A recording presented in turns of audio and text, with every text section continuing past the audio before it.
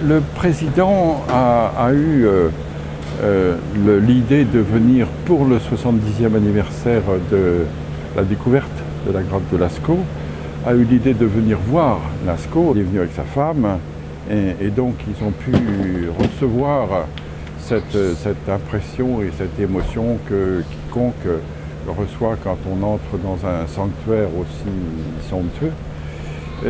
Et bien sûr, il en a profité, et c'est fantastique pour nous, pour rencontrer la communauté des archéologues, la communauté des anthropologues, la communauté des paléontologues, pour savoir quelle était un peu la santé de notre discipline.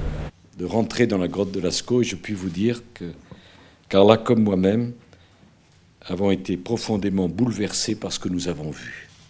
Ce que j'ai retenu en premier du discours du président, c'est son enthousiasme. Son enthousiasme pour les recherches aussi bien en histoire qu'en préhistoire.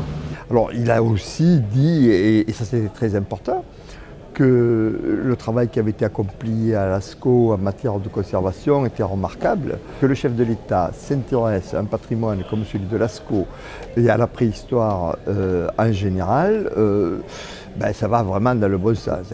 La Maison de l'Histoire sera donc créée dans les prochains jours et elle s'incarnera dans un réseau de musées. Cette Maison de l'Histoire de France, le fait de l'avoir présentée ici dans un haut lieu de la préhistoire signifie quelque part que pour une fois la préhistoire est associée, et c'est normal d'ailleurs, mais pour une fois elle est associée à l'histoire de la France, et je crois que c'est en termes disons intellectuels c'est une avancée fondamentale. La création d'une Maison de l'Histoire de France et toute initiative qui contribue à promouvoir d'une manière générale et sous quelque forme que ce soit l'histoire sous toutes ses formes ne peut être que bien reçue par la communauté. Moi je représente les chercheurs ou les enseignants-chercheurs, donc nécessairement c'est une annonce qui est satisfaisante.